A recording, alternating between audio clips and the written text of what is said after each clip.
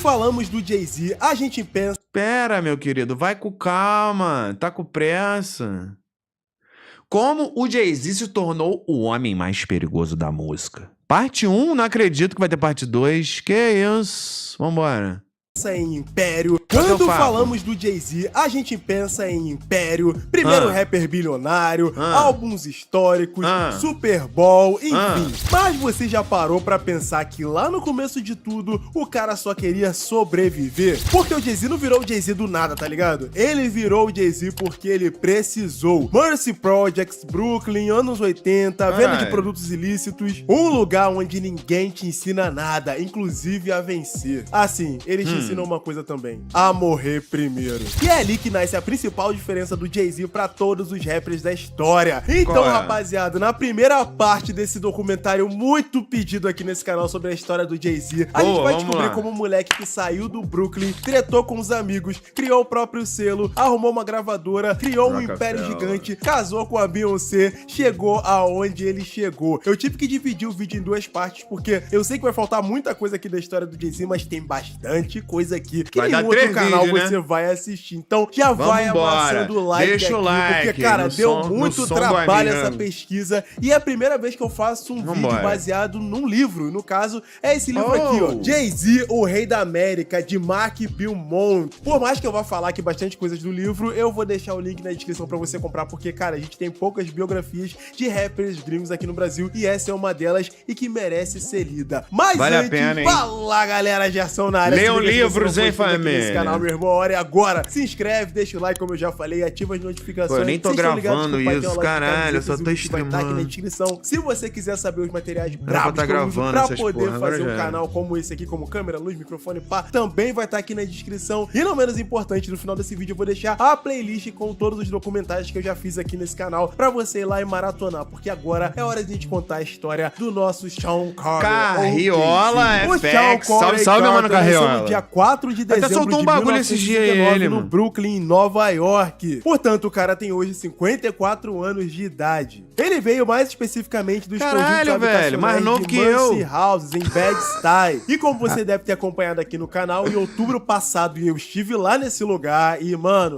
tô ligado, tava viajando, creio. O Sean e sua mãe, Gloria Carter, e seus outros irmãos foram abandonados pelo pai quando Jay-Z tinha por volta de 11 anos de idade, fazendo assim com que a sua mãe se virasse pra criar 4 filhos que não eram nada mole. Pra comprovar essa tese, por volta de 1982, quando o Sean tinha aproximadamente aí 12 pra 13 anos de idade, ele deu uns pipocos no seu irmão mais velho, Eric, que tinha acabado de roubar algumas joias do próprio Sean pra vender. E muito porque o Eric era viciado em crack, que era um problema assim global naquela época, mas nos Estados Unidos até hoje a gente tem bastante problema com essa questão das pessoas usarem essa substância e ficarem bem viciadas. Ao contrário de muitos outros rappers que eu venho falando aqui nos vídeos ultimamente, que descobriram seu talento musical na escola, o caso do Jay-Z foi completamente diferente. Ele nem fez a escola direito, ele nem estudou direito. Nem terminou, ele já foi trabalhar diretamente nas ruas, vendendo substâncias, inclusive essa que eu citei, eu não vou citar de novo pro YouTube não achar que eu tô de sacanagem de bloquear esse vídeo, mas enfim,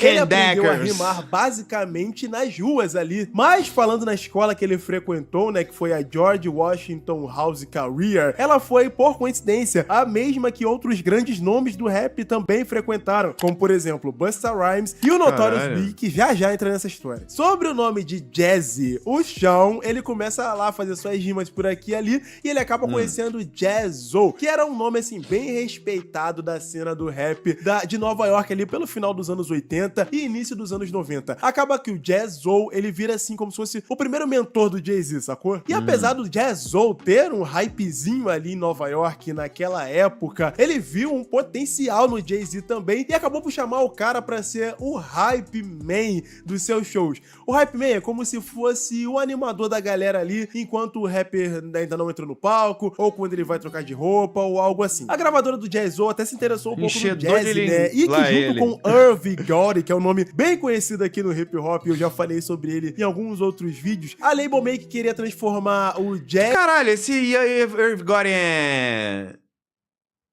Tem alguma Será que tem algum parentesco com o Lil Gotti? Que é o fechamento do Lil Kid lá e pá? Será que é o pai dele? Primo? Tio? Sei lá? Avô? Jazzy e o Irving Vocês Gordy não estão ligados mesmo, não, no DJ rap Jazzy grego, né? Fresh Prince não Volume curtem, 2. vocês Cara, não vocês não escutam isso sabem, não, eu tô né? falando ali do grupo que o Will Smith compôs ali no final dos anos 80 e início dos anos 90, que já tava bem consolidado nos Estados Unidos naquela época, tanto que o Will Smith já tava até fazendo o Maluco no Pedaço. A gravadora queria repetir esse feito, essa fórmula, só que agora com o Jay-Z, o Irving Gordy e uma versão nova-iorquina deles dois. Só que Jay-Z queria ser mais do que o Hype Man e uma cópia de outros artistas já fabricados e consolidados. É aí que ele começa a trabalhar com o veterano Big Daddy Kane. Isso porque o Jay-Z, agora Jay-Z, começa a ser o Hype Man desse cara. E sempre que ele ia trocar de roupa durante os shows, ele deixava o Jay-Z junto com o Positive K improvisarem com a plateia. E os caras simplesmente arrasavam. Mas foi quando Big Daddy Kane chamou o Jay-Z pra participar da faixa Show Unproved de 1994 que muita coisa começou a mudar ali pro nosso Jay-Z. Muito porque essa faixa teve um relativo sucesso e mostrou o Jay-Z pra bastante gente ali. A galera começou a prestar atenção nele. Falar, pô, esse maluco aí é bom, ele merece ter um CD só pra ele. Na verdade, um disco só pra ele. Né? É. Na época do disco ou do CD em 94, acho que tá no disco ainda. 94 é disco, pô. Rolavam as fitas já, né? Mas era disco. Depois de fazer um fitzinho aqui e outro ali, o Jay-Z resolve investir na sua carreira como Finalzinho, rapper mas é. e grava música e clipe pra sua, vamos colocar assim, primeira track oficial, entre aspas, que foi a música In My Lifetime.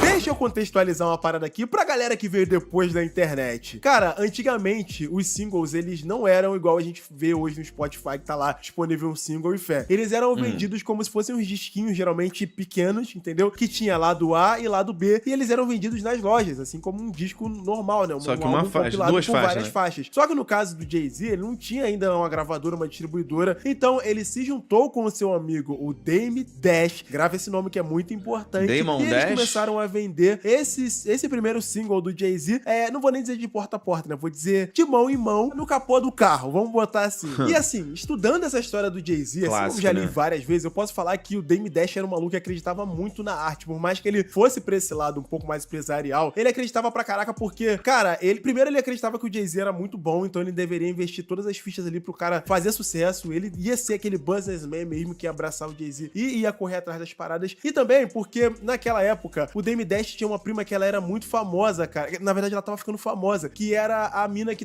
tava fazendo naquela época o filme As Patricinhas de Beverly Hills, eu esqueci o nome dela aqui, mas eu vou botar aqui pra você, Caio, que ela tem até o sobrenome do Dame Dash, eu esqueci o nome dela agora. Então, ele era um cara que, pô, tipo assim, se o sucesso deu certo pra minha prima, cara, ele pode dar certo pra mim também. Então, cara, eu vou botar tudo em você e você vai dar certo Ih, também. lá ele! Foi nesse o texto do sucesso desse A primeiro carinha, por single, exemplo. que somado ao Karim Burke, Bravo, eles Caio. viraram a tríade ali, a Santa Trindade, que criou a Rockefeller Records como uma gravadora independente pra distribuir os trampos do Jay-Z. Mas eu não vou falar pra vocês que antes deles construírem a Rockefeller, eles não bateram de porta em porta pra poder tentar uma oportunidade pro cara nas gravadoras já consolidadas e já tradicionais. Só que muitas delas consideravam o Jay-Z velho demais pra poder se lançar como rapper. Isso porque eu vou falar pra vocês que em 94, vou colocando como base, né? 94 o Jay-Z já tinha 25 anos, 95 ele tinha 26. Enfim, e fora que o que o Jay-Z cantava e as propostas de rap que ele tava mostrando pra aquelas não era o que eles gravadoras queriam. não condiziam nada com o que tava rolando naquela época, porque as gravadoras estavam dando muita ênfase pra aquele rap bem mais agressivão, entendeu? Sem muito storytelling era o de rua, e também era pra o gangsta rap, né, sucesso família? com as mulheres, vamos botar assim, o rapper produto, nem que não fosse a intenção do cara ser um rapper produto da indústria, mas acabava que ele virava porque ele também fazia sucesso com as mulheres. E eu posso colocar aqui como exemplo o Tupac e o LL Cool J, que cumpriam esse papel mesmo sem querer. Mas mesmo assim, a gravadora Cool J era da hora pra caralho já tinha também. lançado obras com porque as outros roupinhas grandes da nomes época é da foda, cena, né? como o NWA, por exemplo, acreditou no rapper e em parceria com a Rockefeller, eles mesmos começaram a trampar no primeiro álbum de estreia do Jay-Z, que foi o lendário Reasonable Doubt, que sairia em 1996. Quando aquele álbum saiu, ninguém acreditava que aquilo poderia ser um grande sucesso. Não tinha hype, não tinha grande divulgação, não tinha ninguém falando à torta e à direita, não tinha ninguém esperando o lançamento daquele álbum. Ele simplesmente, em 25 de junho de 96,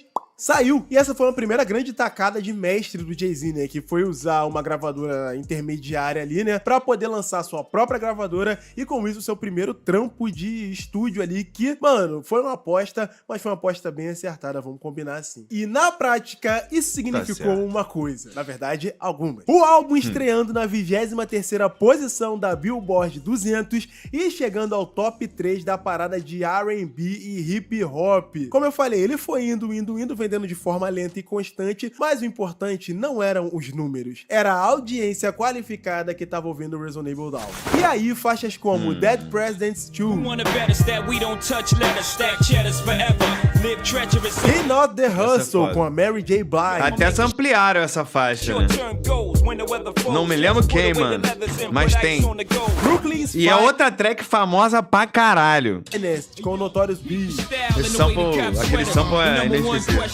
Eu não lembro de que faixa que é. Elas não viraram O sample farofona é inesquecível, mas eu não lembro de qual da rádio, a mas música. viraram referência lírica de um rapper que tinha Mas é muito fato. pra mostrar. Por mais que ele fosse, segundo as gravadoras, velho demais, tá com 27 anos lançando o álbum. Etarismo comendo solto já naquela época. Porém, o recado ficou claro pra todo mundo. O Jay-Z ainda não era famoso, mas ele sabia muito bem o jogo que ele tava jogando. E antes de eu continuar a história do Jay-Z falando em jogo, em estratégia, eu não posso deixar de falar da parceira nossa que tá chegando junto aqui nesse vídeo, que Quem é? a Stay. Ih, Stay tá com dinheiro, hein? Tá com dinheiro! Steak, ó.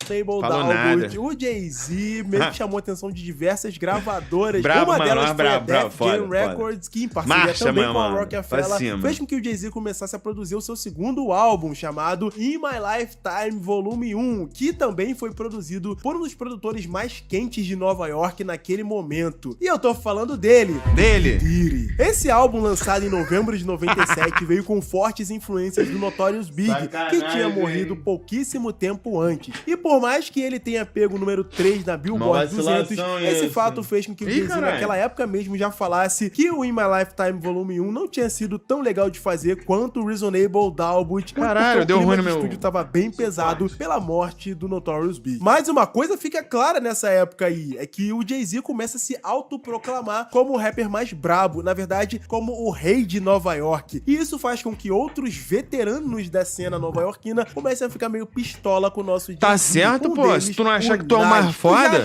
se tu não achar que tu é o mais foda, quem que vai achar? Tem que começar por você, irmão. Entra Tá nessa certo. história aqui. In My Lifetime Volume 1 trouxe clássicos como The City's Mine e Always Be My Sunshine. Os críticos também dão uma aclamada nesse álbum aí, que apesar do sucesso de venda, Hoje em dia nem tanto, mas pra época era foda foi mesmo. muito responsável por colocar o Jay-Z como um lyricista, se é que eu posso falar assim, né? Cara, de primeira já naquela época, no final dos anos 90.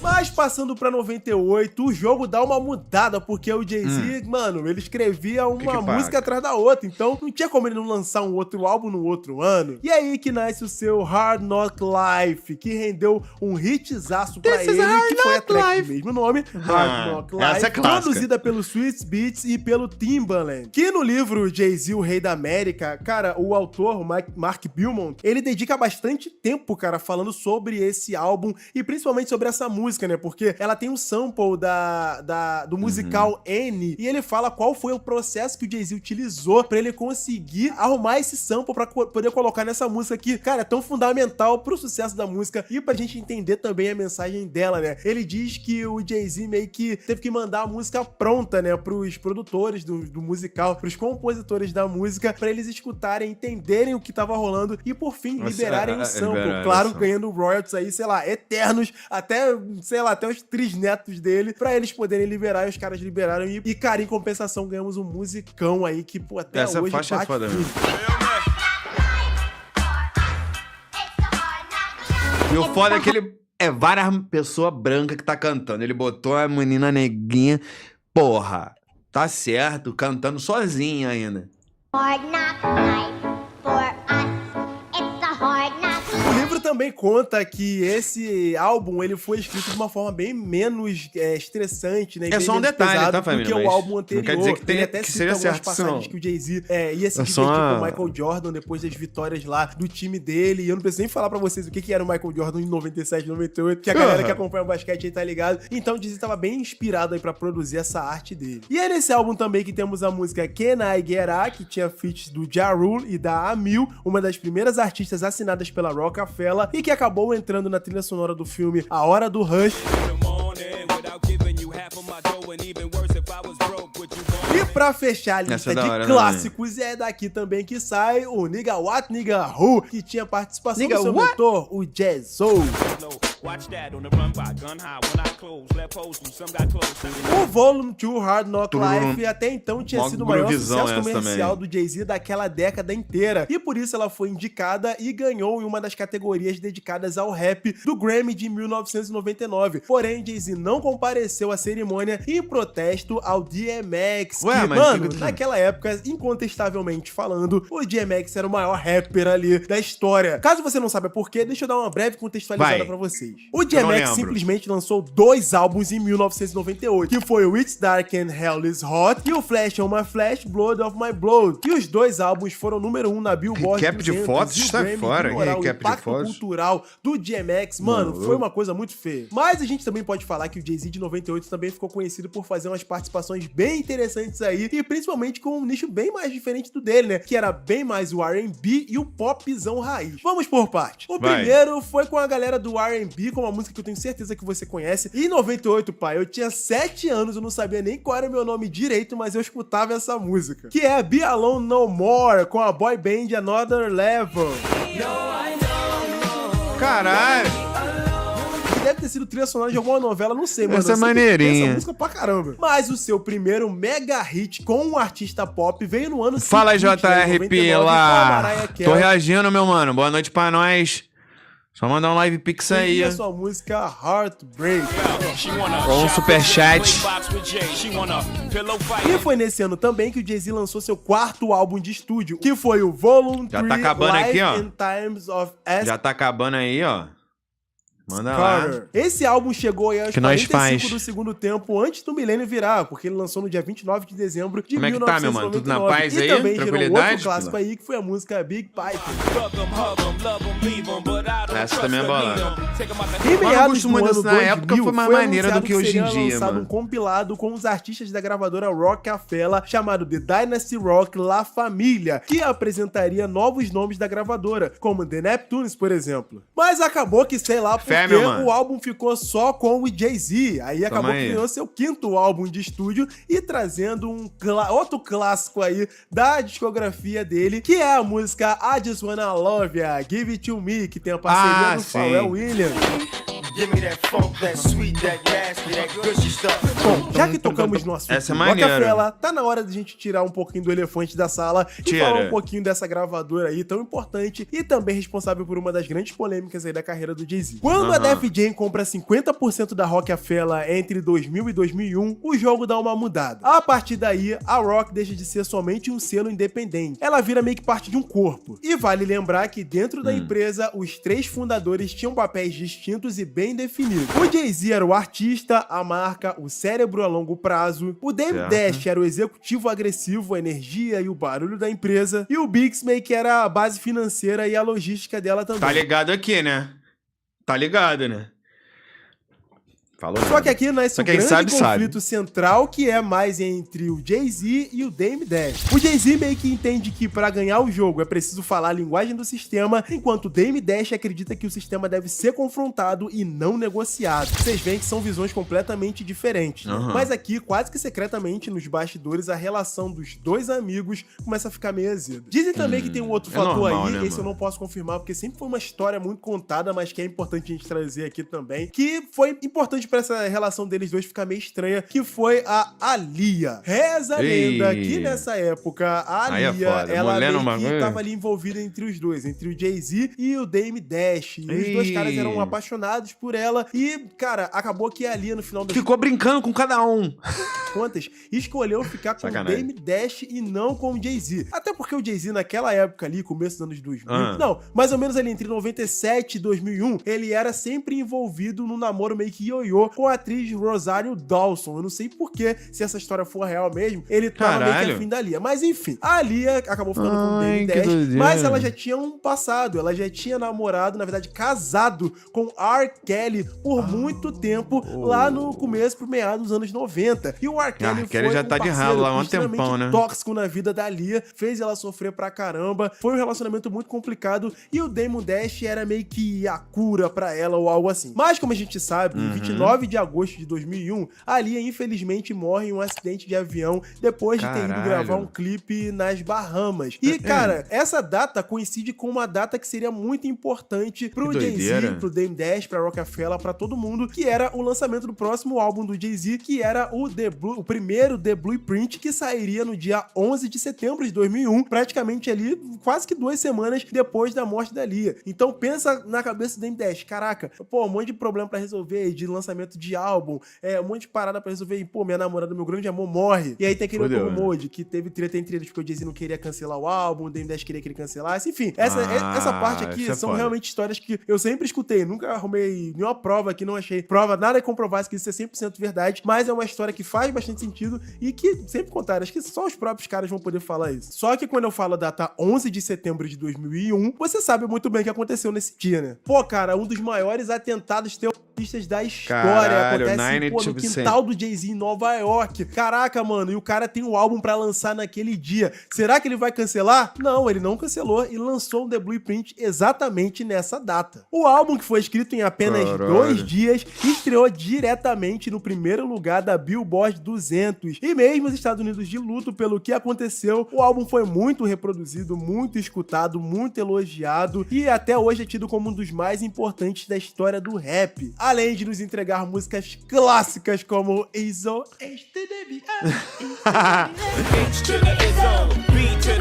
essa é maneirinha, mano. Girls, Girls, Girls. E diga da nigga. Mais uma musiquinha em particular fez nascer uma das brigas mais icônicas da história do rap, que foi entre o Jay-Z e o Nas. Por isso a gente precisa voltar lá em 96, na história do Reasonable Doubt, porque é lá onde tudo começa. Bom, conta a história que o Nas, ele era pra ter participado, ele era pra ter um feat, né, no Reasonable Doubt, em uma música chamada Bring On It. Só que no dia de gravar a música, o bonito simplesmente não apareceu, deixando o Jay-Z um pouquinho chateado com o furo. Daí, na música Dead Presidents 2, o Jay-Z simplesmente sampleia uma das linhas mais conhecidas da faixa The World Is Yours, do Nas, do seu álbum de 94, o Illmatic, que é essa daqui. Porra! I'm out the president to represent me. Esse sample aí. E, tipo, isso era uma forma de falar que, cara, uma das lendas de Nova York vai estar no meu álbum de estreia, sim, querendo ele ou não. E aí, alguns dias depois, o Nas iria lançar o seu álbum It Was Raining. E nela tinha uma música chamada The Massage, que tinha um pequeno trecho que era meio que atribuído ao Jay-Z, segundo o que o pessoal falava, né? Que era tipo ele falando aqui, nego canta de carro, canta de grana, dinheiro, mas eu continuo sendo o maior rapper de Nova York, fé. Bom, o fato é que em 96, o público meio que não curtiu essa alfinetada aí do Jay-Z ao Nas, porque, cara, tipo assim, o Jay-Z era o novato da área, né? Então, tipo, o pessoal ficava falando, cara, quem é esse cara que tá se comparando aí ao gigante Nas, que lançou o Illmatic? Pô, esse tal Jay-Z se acha muito, não sei o quê. Mas durante anos, a mídia e os próprios fãs ficaram colocando fogo, né? Até porque, mano, o Jay-Z... Tacando lenha na fogueira, eles gostam, né? Nesse vídeo inteiro, o Jay-Z veio crescendo, e a mídia e os fãs ficavam falando, cara, quem agora realmente é o maior de Nova York? É o Nas ainda linda ou é o Jay-Z. Olha o que o Jay-Z tá construindo, olha o que ele tá fazendo, olha o quanto ele tá ficando grande. Enfim, mais uma parada que aconteceu e que deixou o Nas um pouquinho pistola foi que um dos contratados da Roc-A-Fella, um rapper chamado Memphis Black, ele tava criando seu álbum de estúdio ali, e uma das faixas do álbum dele, ele meio que ataca o Nas feio, tá ligado? E o Nas não gostou nada disso, e ele respondeu ao Memphis Black na faixa Nostradamus. E veja que tudo que eu falei até agora, o Jay-Z meio que quase que não respondeu, quase que não falou nada. Até a faixa Takeover, que é essa track do álbum The Blueprint que eu tô falando pra vocês. E eu não consigo nem falar pra vocês, cara, qual é a parte mais alfinetadora dessa faixa aí, porque o Jay-Z colocou, mano, tudo pra fora mesmo. Tem a hora que ele fala que nós é bom. Olha o olhinho passando, muito bom. Muito bom, Carriola é brabo, né, Edith? Pra vocês. E eu não consigo nem falar pra vocês, cara, qual é a parte mais alfinetadora dessa faixa aí, pega a porque visão. O Jay-Z colocou, mano, tudo pra fora mesmo. Tem a hora que lá ele fala que o Nas é um bosta. Tem boa, hora que ele Carriola. fala que o Nas lança um álbum bom a cada 10 anos e que isso era uma vergonha, enfim. Mas o Nas não ficou nem um pouco calado. Só acabar Isso o vídeo porque aqui nós vemos, tá em dezembro de ligado? Já é, meu mano, nós 2001, escuta. O Nas lançou o Já seu é novo pilar. álbum, o Stillmatic, e nela continha a lendária faixa Eater, conhecida como a diss mais famosa da história do hip hop. Nem tanto. E sempre referenciada por aí. What's up, niggas?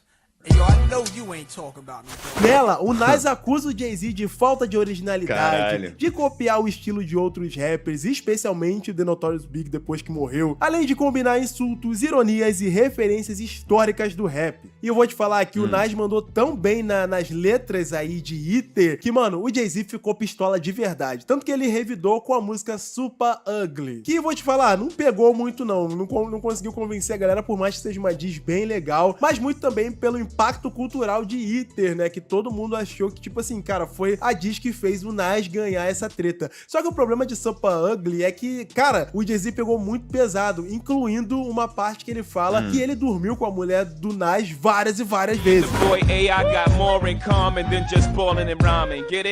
Só que simplesmente o que o Jay-Z não contava é que se ele colocou mulher no meio, alguém ia colocar a mãe dele no meio. Na verdade, foi a própria mãe dele que se colocou no meio da briga das diss entre o Nas e o Jay-Z. Muito porque ela meio que falou que ela condenava veementemente a música do próprio filho, porque, cara, ela não tinha criado o Jay-Z pra isso, pra ofender uma dama, e mandou o Jay-Z pedir desculpas publicamente. Na verdade, falou que o Jay-Z deveria pedir desculpas pelas letras e pela forma horrorosa com que ele tratou a mulher do Nas. A treta ficou tão quente naquele momento que a famosa rádio de hip hop, a Hot 97, ela realizou uma votação pública lá pro próprio público escolher quem tinha mandado melhor na guerra das diss entre Nas e Jay-Z. E o público votou com uma diferença um pouquinho expressiva, né? Que o Nas tinha mandado muito melhor. Mas assim, fica pra cada interpretação. Comenta aqui abaixo se vocês acham que o Jay-Z mandou melhor, que se o Nas mandou melhor, enfim. E nessa época... Não tem como. Eu não escutei essas dizes e não vou caçar essas dizes, até porque não vale muito a pena pra mim, não. Mas pela história tá legal, mano. E eu não sei. Pra mim, quem ganhou foi o Tupac. Fé?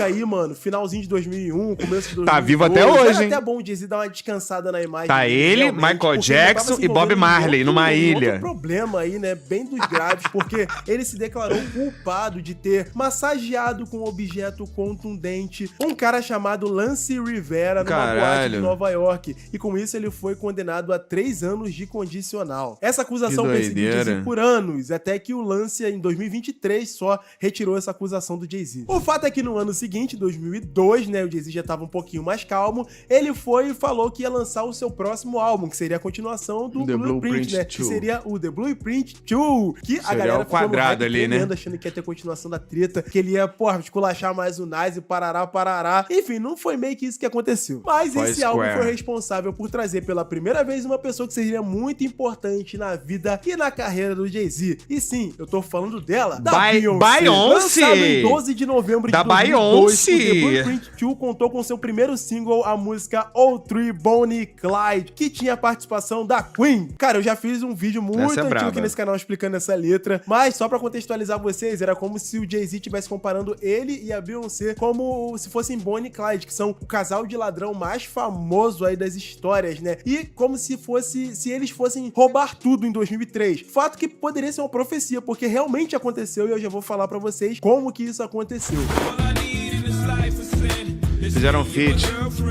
Só que essa música rendeu bastante falação quando ela não. foi lançada. Primeiro Essa música porque lançou- ela faz ali uma referência, não vou nem dizer um sample, né? Porque o Jay-Z canta, né, a música do Tupac, Me and My Girlfriend. E tipo, o Tupac é um rapper da costa oeste, o Jay-Z é um rapper da costa leste. A gente já sabe da rivalidade, pelo fato do Jay-Z ter sido amigo do Notorious Big e, pô, o Tupac ser, tipo, do lado contrário. Enfim, vocês já sabem da confusão que deu naquela época por causa disso e o Jay-Z não tava nem aí. Imagina. All I need in this life is sin.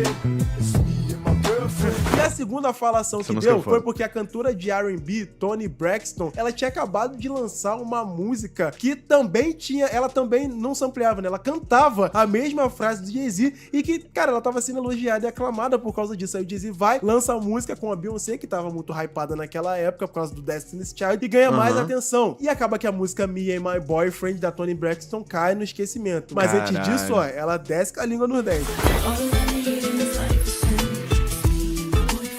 Mas a grande falação Pode mesmo crer. que essa faixa trouxe. Porra, pior foi- que as faixas, a melodia, a letra e o sample, né? A bateria tá igualzinha das três, praticamente. Doideira, Cara, mano. essa química aí entre o Jay-Z e a Beyoncé, cara, tá muito real, hein? Será que eles estão namorando de verdade? Toda vez que um ou outro era perguntado se eles estavam juntos, eles sempre desconversavam. Só pra contextualizar vocês, a mídia ficou nesse lenga-lenga aí de saber se eles estavam juntos ou não por 5 ou 6 anos. Muito tempo. 5 or 6 Olha, caraca, fucking eles sempre enganavam years. todo mundo, pai. E eu lembro quando eu era adolescente que eu escutava rumores aí de que o pai da Beyoncé, o Matthew Knowles, que vinha a ser empresário dela também, ele não gostava do Jay-Z não, e por umas razões até bem lógicas, né? Primeiro por causa da diferença de idade, né? Porque o Jay-Z é 12 anos mais velho do que a Beyoncé. Depois pelo histórico do Jay-Z, né? De venda de produtos ilícitos, de condenações, de letras bem pesadas, e isso podia contaminar a imagem da Beyoncé naquela E aí, época, né? contaminou? Porque ela tinha uma imagem limpa, uma imagem pura, uma imagem de garotinha ali do R&B pop, princesa do R&B, tudo de bom, não tem nenhuma polêmica. Mentira que tinha polêmica da separação da Destiny's Child, mas isso nem se comparava com as polêmicas com que o certeza, Jay-Z né? tinha. Porra. E tinha aquele confronto, né? O Matthew, ele controlava a imagem da Beyoncé e o Jay-Z, por outro lado, era o cara escancarado, não ligava pra nada. Principalmente se submeter a alguém. Aí tem aquelas histórias também que, pô, eu não consigo confirmar pra vocês, mas, cara, nas MTV da vida sempre falavam, né? Que o Matthew, ele dificultava a aproximação do Jay-Z com a Beyoncé no começo do namoro deles. Ele não queria de jeito nenhum Entrevista casal pra Vlad juntos TV. nos bastidores, mas tem um ou outro registro aí nessa época de 5 ou 6 anos que a gente vê eles juntos, mas nunca juntos como um casal, sacou? Sempre meio que como amigos e colaboradores musicais. E principalmente ele evitava a exposição pública do casal. Talvez tenha sido por isso que durante 5 ou 6 anos eles ficavam escondendo. Mas enfim, voltando a falar tem do lógica. sucesso do The Blueprint, ele rendeu um outro Blueprint. grande hit aí pra carreira do Jay-Z, que foi a música Excuse Me Miss. Excuse me, miss. O álbum hypou demais e Caralho. estreou diretaço no primeiro lugar Essa- da Billboard. essa faixa dizendo não- com não mais lembro. de 500 mil de Papo CDs físicos vendidos em apenas uma semana. Por mais que os críticos e até alguns fãs tenham achado esse álbum um pouco forçado pelo tanto de participação que ele tinha, mano, o Jay-Z não tava nem aí. O fato é que ele agora tava tomando sim o seu lugar como o rei de Nova York, pelo menos na música. Mas eu também não diria que 2002 foi o melhor ano pro Jay-Z em colaborações. Isso porque Sim. ele se juntou com R. Kelly e os dois fizeram um álbum colaborativo chamado The Best of Both Worlds. Por favor, não confundir com o da Hannah Montana, porque o deles era o melhor dos dois mundos. A Def Jam viu nisso uma oportunidade de ganhar muito dinheiro, obviamente, e também de juntar dois artistas que estavam sendo bem aclamados naquele momento. Porém, o R. Kelly tinha algumas notas a se colocar aqui, como, vamos colocar assim, red flags. Em 2002, o R. Kelly já enfrentava algumas acusações graves. Ele já estava envolvido em algumas investigações e tinha um vídeo escandaloso circulando nos bastidores da Caralho, é indústria. foda. E isso não era segredo no meio musical. E quando o Jay-Z resolve se associar ao R. Kelly, ele toma consciência consciência ali de que ele poderia estar se associando a um cara bem polêmico e que isso poderia dar um pouquinho de trabalho pra ele no futuro, que foi o que aconteceu. Já já a gente chega lá. E eu não preciso nem dizer pra vocês que o Dame Dash, ele foi completamente contra esse projeto. Cara, ele não escondeu isso de ninguém. Primeiro porque ele achava a parceria um tiro no escuro muito do errado, tá ligado? Porque, mano, o Jay-Z não precisava daquilo, cara, e ela era moralmente perigosa, porque poderia colocar a imagem da Rockefeller e do próprio Jay-Z em risco a curto, médio e longo prazo. E depois que ainda tem aquela questão, o Dame Dash, ele era parceiro da Aaliyah, que foi casada com o R. Kelly, e, mano, a mina deve ter contado coisas horrorosas sobre o cantor de R&B para o Dame Dash. E ele, nessa época, devia saber Duvido nada, que, cara, a mídia talvez nunca vá saber. Mas esse fato deixou claro que Jay-Z e Dame Dash não estavam jogando o mesmo jogo. Mas logo em maio de 2013, o Jay-Z retribui a participação da Beyoncé na sua música, e uma música da Beyoncé, simplesmente no single de estreia da carreira solo da cantora, que é a música Crazy in Love. Essa é da hora. Pra vocês o sucesso que foi Crazy in Love, foi número 1, é uma música temporal, até hoje toca, é um clássico. E, cara, essa música fez com que o Jay-Z conseguisse seu segundo número 1 na Billboard Hot 100. Mas nessa altura do campeonato, o Jay-Z já tava se consolidando como alguém que era maior do que o rap. O cara já tava construindo um império milionário fora da música. Além da Rockefeller, o cara tinha marca de roupas, como a Rocawear. Ele tomava algumas decisões criativas já dentro da Def Jam, além de ele já estar super rico e com certo cansaço criativo. Enfim, esse cansaço fez com que ele já começasse a repensar ali a sua carreira e pensasse também em uma certa aposentadoria, que só foi anunciada em novembro de 2003 no ato de lançamento do seu próximo álbum de estúdio, o The Black Album. Em 25 de novembro de 2003, ele organizou a sua, vamos colocar assim, festa de aposentadoria, que foi um mega show no Madison Square Garden em Nova York, que depois viria a ser o seu documentário Fade to Black. E esse The Black Album ainda trouxe clássicos da carreira do Jay-Z aí também pra gente conhecer, como 99 Problems e Encore.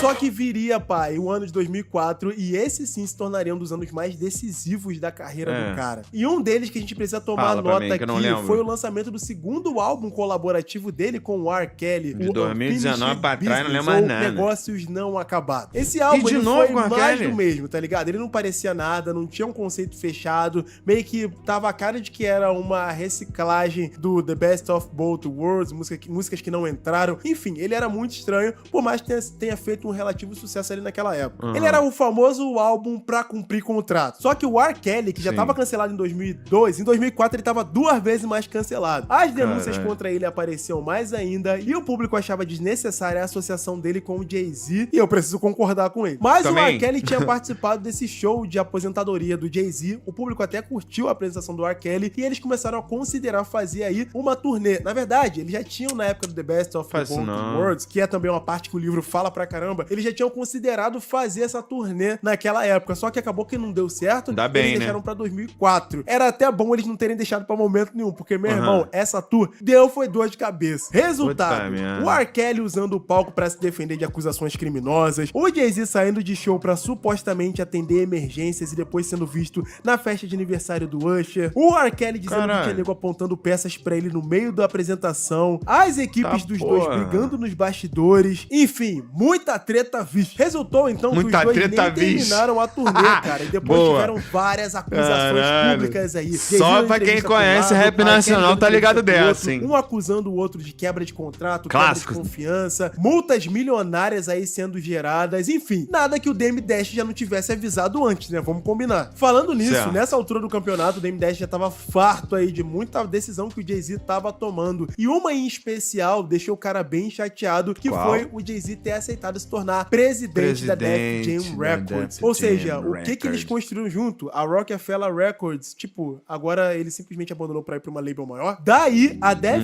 Jam fica com o nome Rockefeller, o Jay-Z permanece dentro da estrutura, o Dame Dash sai desse jogo e perde o controle, e artistas, infelizmente, são forçados a escolherem lados. Assim, rapaziada, a Rockefeller deixa de existir como ela foi concebida, né, com a ideia de que ela foi concebida, dos dois amigos, amigos. É queriam foda, fazer né, acontecer, mano? Mas queriam é mudar a vida foda, deles, né? queriam mudar a vida de todo Mas mundo é ao foda redor. mesmo. A amizade do Jay-Z com o Dame Dash, eu acho que foi pro espaço. Eu, até onde me lembro, nunca mais fiquei sabendo deles dois juntos. Eu acredito que eles nem se falam mais até hoje. Pra E quê, aqui né? fecha-se um ciclo do Jay-Z do Velho Testamento, porque a partir de agora sai um Jay-Z mais artístico e entra um Jay-Z muito estratégico que futuramente se torna um bilionário. Mas isso tudo a gente vai O assistir próximo na vídeo. segunda parte desse documentário. Beleza. Se você gostou da primeira, Deixa o like. Videozão, videozão, videozão, videozão.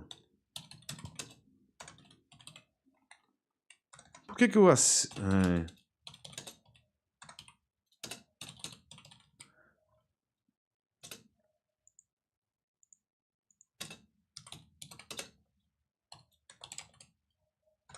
Caralho, que porra.